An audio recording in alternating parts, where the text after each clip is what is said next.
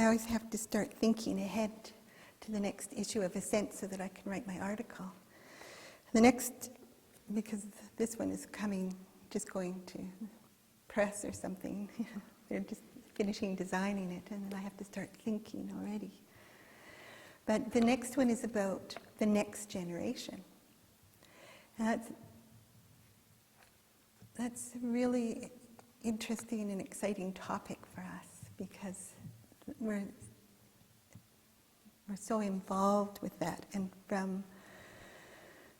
so with Swami Radha, that was really important that young people come, that there is a next generation.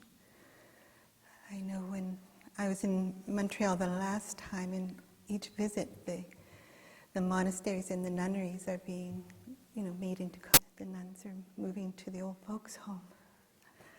Their place somewhere else. It's really sad when that begins to happen, that there's no tradition that can be carried on. But somehow there's something has to happen too to keep the people who are old young. So, and the tradition has to be passed on to the next generation in a way they understand. And there's also a commitment that has to be cultivated. And there's just this little story I want to read, and it's about that.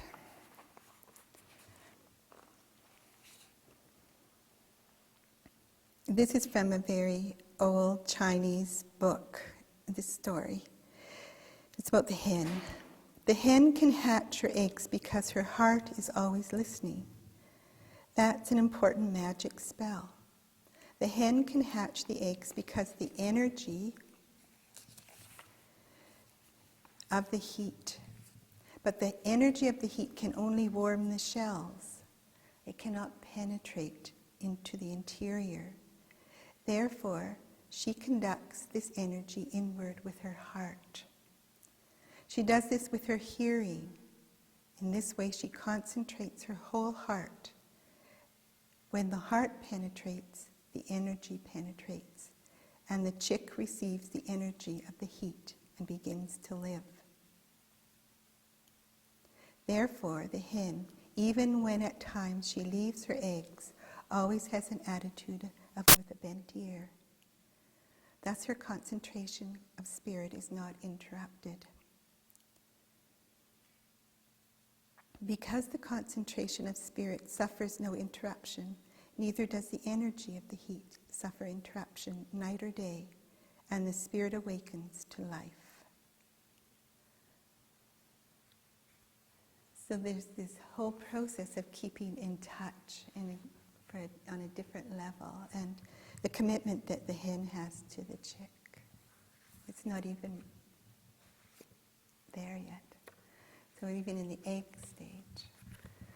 I just thought, and it goes on to say how the heart has to be really focused, and the listening has to be really focused, and the desires have to be set aside, the desires of the heart. And so we have those. The heart can be a very sentimental place, and Swami Radha certainly with me, with my children, gave lots of guidance, but she also said it right to the youth, that life on earth is very cheap. People do not respect life. There are so many people at war right now, but have always been at war. Women have in war always been raped. Children have always been taken. Slavery is still in existence, and we're slaves even to the big corporations. Like most young people get jobs in that kind of work. It's very hard to bring forward, she said, that artistic part of ourselves and community. There's no, the funding, the money doesn't go there. It goes to something else always. And people are used. And she said the only way that you can make sure that doesn't happen to you is to gain awareness, your own inner authority. And that was her teaching, is how do you become your own authority? How do you prepare for life? Because you can prepare, there's the realities of life that you really do have to survive. Everybody here would like a place and food. There's the other reality of your spiritual search, that dimension of reality. And it really is a reality. But you won't find it if you're starving or if you're exhausted from working at things that don't make much money or sense. There's always the learning that's there, but how do you get a whole life? How do you become whole? And she was very generous with helping young people get started and encouraging us to do that too. So even like with the YDC last year, half the course was young people. All the courses for young people are 50% off, so you can see how much that costs. But the cost is like nothing when that's our goal is to bring awareness, to help young people gain that awareness, young or old. But to not just live on hopes and fantasies and delusions, but to really know what you have to do.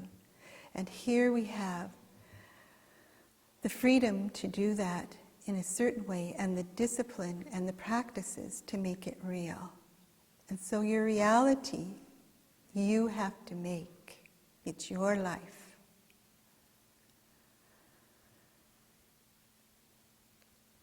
And one of the things she said is that if you can build that connection to the divine, then the divine will keep connected to you.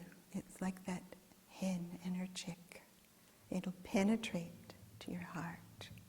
It'll keep you warm. She'll be there. And she said that she could never figure out why she was told to bring the divine light to everyone. She said, because that's one of the highest initiations you can be given, is to be given the light. But it's the light of understanding. It's understanding how your mind works. It's understanding your illusions. It's understanding the fantasies that get in the way of something that you've come to do. And the world can entrap you and hold you. The freedom is in your heart. It's in knowing that the light is born of itself, the light of understanding.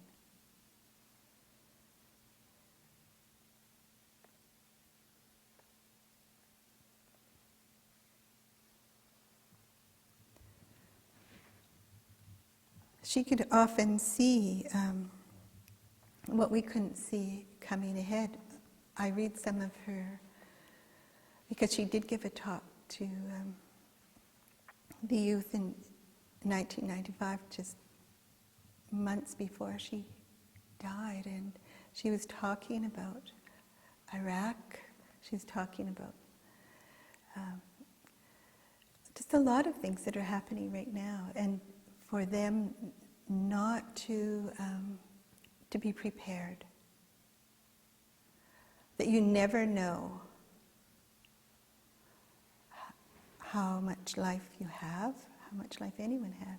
So you can't count on just because you're young. And also that how you use your self-will, because the trauma and the pain will come from that. That's the only way the divine can break the shell. Because you won't. If you go that way, it's difficult. If you cooperate, if you prepare yourself, if you know what you're heading into, if you know how your mind thinks, you know your traps.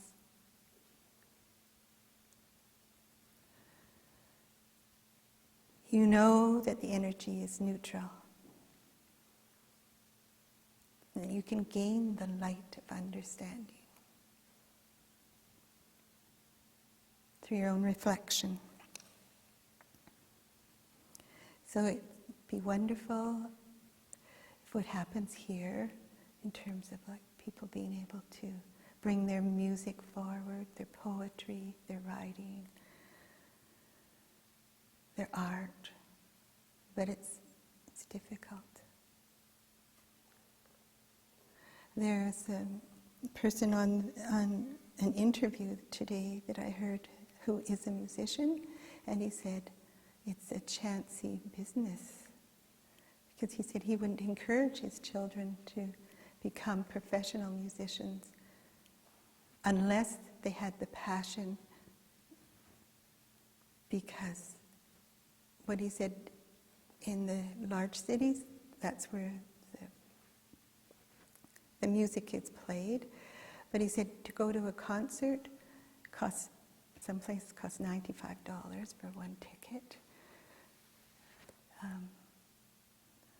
So how many people are going to be able to go? So there has to be another way that we bring music, or we have to find the ways. We have to find the ways and the passion to keep bringing the music forward, to keep bringing the poetry forward, the songs.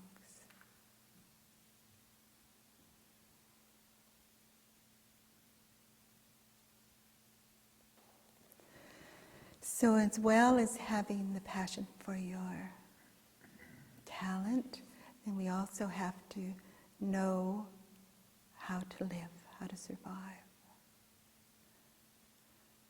So the Karma Yoga is a wonderful training ground. Being able to focus, being able to work from that place of knowing what it means symbolically. Knowing that your understanding is growing. That your karma is being dealt with. That your self-will is softening to willingness.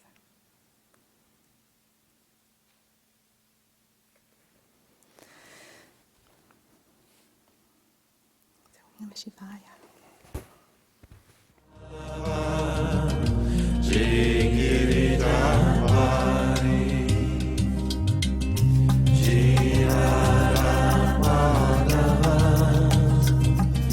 Jai Kunja Vihari